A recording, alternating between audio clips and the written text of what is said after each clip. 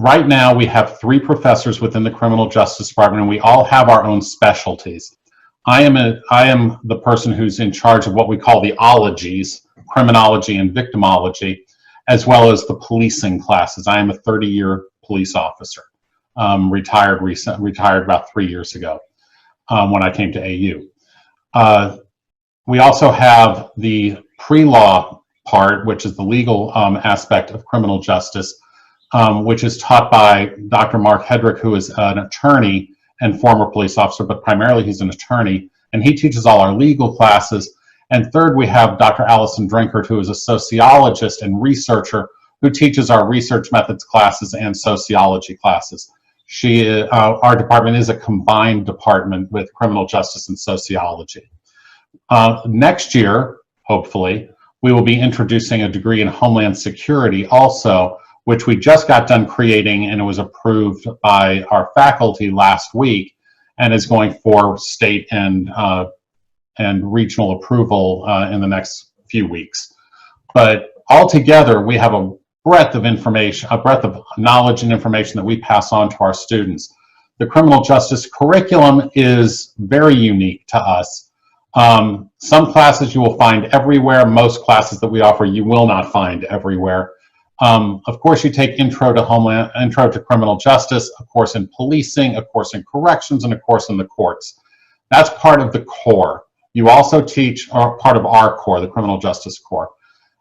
We also require a research methods class, because the difference that a college degree in criminal justice makes to you is your ability to analyze different situations using empirical research. So we teach you how to do that. What we have found in talking to law enforcement, and what I learned being in law enforcement, is that one of the things that departments are now looking for is a college degree. And it's not because necessarily that you're going to ever utilize some of the stuff that we teach you. You will utilize it all in some way, shape, or form, but not in depth. But what departments look at is liability. You can't turn it, well, up until COVID struck, you can't turn on the TV without seeing something in the news about police use of force or police liability or police administration and the problems that we have in it. One of the things that police chiefs look at is liability. And yes, police departments carry insurance to make sure that if they are sued, that they don't lose a whole lot of money in the process. Insurance companies pick it up. And that liability is decreased based on the education of their police officers.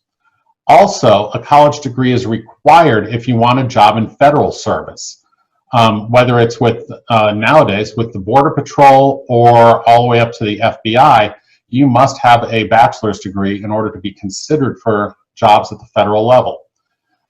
Within the Department of Criminal Justice, we have an honorary fraternity called Alpha Phi Sigma. Alpha Phi Sigma is the National Criminal Justice Honor Society. It is very selective. You have to have above a 3.25 GPA, both overall and in criminal justice. And if you are accepted into Alpha Phi Sigma, we invite you, if you accept, and you apply for a job at the federal level, you automatically get a 2-step pay bump when you're hired. So if you know anything about the government scale, the government salary scales, they're called GS levels. Most federal jobs start at a GS5 level, which has a normative salary, not based on location, but a normative salary of about $36,000 a year. But as a member of Alpha Phi Sigma, you get an automatic bump to the GS7 level, which amounts to about a $12,000 base pay raise right off the bat. So there are advantages to being in the honorary. But that's just one of the things we offer. We also have a criminal justice club, which invites local law enforcement, prosecuting attorneys, probation officers, police chiefs, federal agents onto campus once a month, where they discuss their jobs, the recruiting process, and just how to get along in their agency. The last thing that we do that is very unique is we require an internship. We require one internship. We actually encourage about 3 internships, one between every summer that you're here. Those internships are done with various agencies: police, federal, sheriff's departments, probation offices, prosecuting attorneys' offices, depending on your interest. But what we encourage is that you look at more than just what you think you're going to do. You have no idea how many students I get that start off saying, I want to be a police officer. And by the end of their second internship, they do one internship with the police department, then another internship with, let's say, a prosecuting attorney's office. They turn around and they say, no, I don't want to be a police officer anymore. I want to go to law school. Or they do some research, outside research with either Dr. Drinkard or myself, and they say, no, I want to go to grad school. I want to become a professor. And so we offer these multiple internship opportunities so that you can decide based on experience, not based on bookwork, but based on experience, what you want to do once you get out. And I'm going to level set some expectations. Very few people come straight out of college and go to the FBI. They require experience or something exceptional from the student if they get a job right out of college. So we encourage you to look at a broad spectrum of things that allows you to navigate your career path the way you want to do it. Additionally, hopefully starting next year, but definitely by the fall of 21, we will have a Homeland Security degree, which will be housed in the Criminal Justice Department, that will assist you in navigating your way through the Homeland Security side of the house. These are 2 totally different fields. A lot of people believe that criminal justice and Homeland Security are basically the same thing. They are not. They develop through 2 totally different knowledge bases. Criminal justice is a very theoretical field. We study criminology. We study how and why offenders do what they do and how and why the system works in either punishing offenders or rehabilitating offenders. Homeland Security is very much a practitioner field where you learn from experience, and those experiences are very hard lessons to learn. We see it right now with COVID. I work as the logistics officer for the Ashland County Emergency Management Agency, and just yesterday I was setting up a field hospital, which has nothing to do with criminal justice. It has nothing to do with the theories behind anything. It's a doer's field. So in our Homeland Security degree, we will be looking at border and transportation security, environmental security. And no one thinks about that, but that's exactly what we're going through right now, is an environmental hazard. And we are assessing it based on its environment, on the environment. We will teach intelligence operations. So if you want to become an intel analyst and analyzing terrorist cells, we're going to teach you how to do that. But it's going to be very much driven by the idea that you're going to do, not learn theory. Aside from that, personally, I think Ashland is probably the best place I have ever been. Not only the city and the university, but just in general. The university itself is a very welcoming place. I am sorry that we can't have you on campus today, but what I've learned is that the students and the faculty at Ashland are the best that I have ever seen. We have our dining space is called the Convo, and I very rarely see students eating alone. Faculty and students are constantly intermingling in there, and the faculty truly engage with the student. We're doing this because we enjoy being with the students.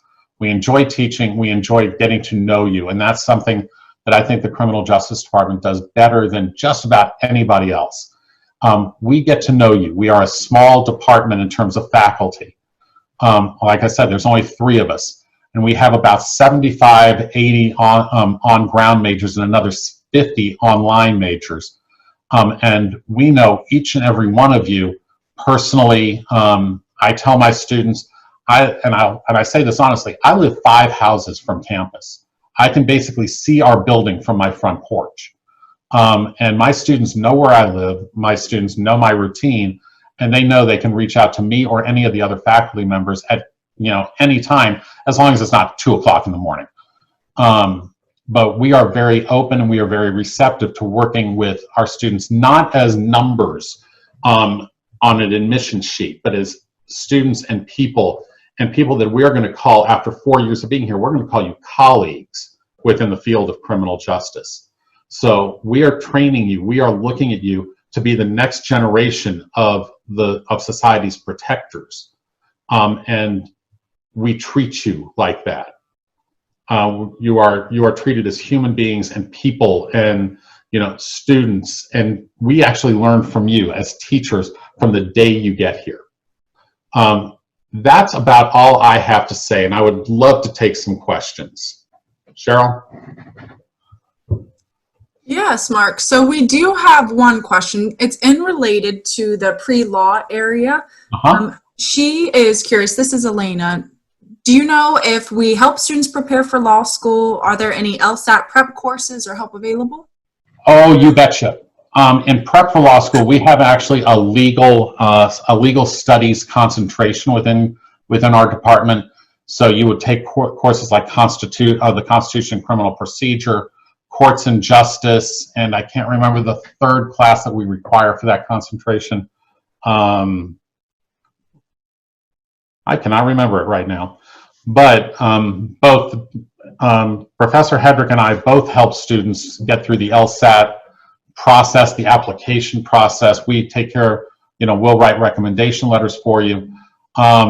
This past year we've had, I want to get this about right, I know I'm going to forget people, I think we have 8 to 10 students heading off to law school this fall. They're graduating next month and they'll head off to law school next fall. They all got their first choice of law schools. Everyone got their first choice. LSAT Prep, specifically, we do not have a prep course in it. It's good to take a prep class, but we will help you understand the LSAT. And that's basically what the prep courses do. The official, like Barron's or whatever prep courses, they help you understand what the LSAT is. And we will help you. We will help you with practice exams. We will help you any way we can to get you into your first choice law school. I know that we have people heading off this fall to Cleveland State Marshall, Case Western, Capital, Ohio State, and Akron. I know we've got people going to those. I think we also have one going to Dayton and one going to Toledo. But I'm not sure if Toledo was there. I'm not sure if they chose Toledo or another school. But yes, we help in any way we can, and we are very excited when we send people off to law school. Just like we are excited when we send people off to their jobs anywhere. I don't have the exact statistic, but I think we place most of our students in jobs right either before or immediately after they graduate. We have students working, and I didn't cover this, we have students working everywhere from Ashland PD to Homeland Security, to the Department of Homeland Security. We have people working in the Marshals unit, the Marshals Service. We have a couple students at the FBI. We have students at every level, Columbus PD, just at every level and at every size. We have our graduates working there. And I say that because a lot of that is due to our requirement of field experience, of internships. If you go to law school, you're told you're going to intern at law firms between each of your spring and fall semesters of the 3 years of law school. And most people get jobs within those internships. And they sow the seed to have a permanent job when they get out. Same thing goes for law school. You go to a prosecuting attorney's office, they might even, for an internship, even they'll help you figure out which law school you want to go to. Not all law schools are the same. They have specializations. Their professors are specialists in certain areas. So that if you want to practice criminal law, if you want to go to be a prosecutor or criminal defense, then Capital University would not be your first choice. Cleveland State would, because that's where, Capital University is more of a contract school. They deal more with contracts than they do with criminal law, and their specializations are more in contracts and civil litigation than they are in criminal litigation. Whereas Cleveland State, their professors are monsters in the field of criminal law. So we also help you navigate that road to determine where you should go to law school, or what might be better for you based on what you want to do. That being said, my daughter's an attorney, and she started out in law school at Western Michigan, and she thought she was going to be an entertainment lawyer when she started, and now she's a prosecutor. So just because you think you want to do something doesn't mean that's what you're going to stick with the whole way. Just like policing, you may want to start out as a police officer, but you turn out going to law school. And that's those are things to keep in mind. But rest assured, we will help you navigate that minefield of law school, graduate school, or law enforcement, or corrections, or probation, or anything else that you might want to do. And we'll help you find your way through that. That's it. Thank you.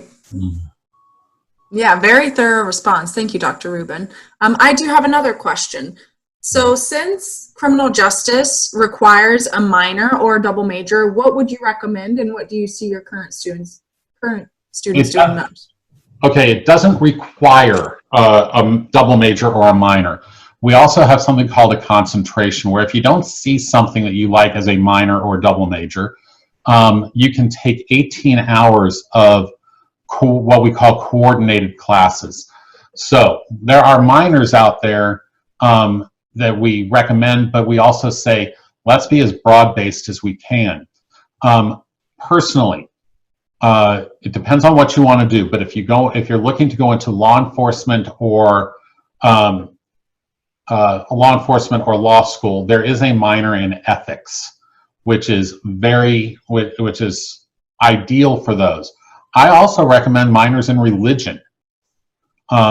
If you're going to law school, a minor in religion, you can do double minors all day long. There's plenty of hours left over in the criminal justice program where you can do 2 minors. So philosophy and religion make a good side-by-side minor for CJ majors. If you're going to law school, English, political science minor.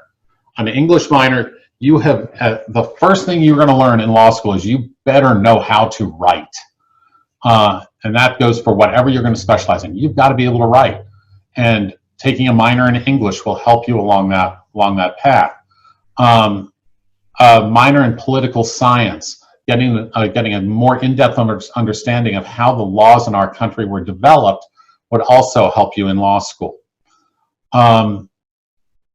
But again, a double major, we are what we call a comprehensive major. So just within the major, there's 48 base hours or 42 base hours and 18 built in for a minor. So it's a total of 60 hours. After that, there's 42 hours of core, I believe. That takes you up to 102. That still leaves you 18 credits short in electives that you would need to take to get a bachelor's degree. So double minoring or a double major in, where would I go? Depending on what you want to do. Again, double majors in philosophy, in political science, history are all good. But again, the minors that I look at, ethics, philosophy, religion, English. Oh, and communications. But some of that should be also something you are really interested in and you want to learn more about. This is your education. We give you a major, but those 18 hours that are left over at the end, this is your education and your life. And we encourage you to explore all sorts of different things that help you become a more well-rounded person, especially if you're going into law enforcement, because you're going to be dealing with all sorts of people in society and knowing how they act, how they think. So psychology and sociology also come into play. But we encourage you to spread that out a little bit by using our 18-hour concentration, where we piece together courses for you with you to maximize your knowledge and also enjoyment of your college career.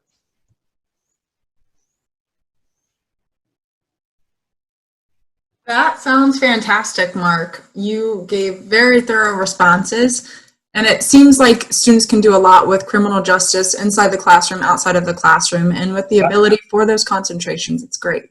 That's one of the things that I truly enjoy about criminal justice. Even if you're not planning on going into law enforcement, corrections, probation, law school, whatever, it is one of the most everybody, 100% of society deals in some way at some point in their life with the criminal justice system.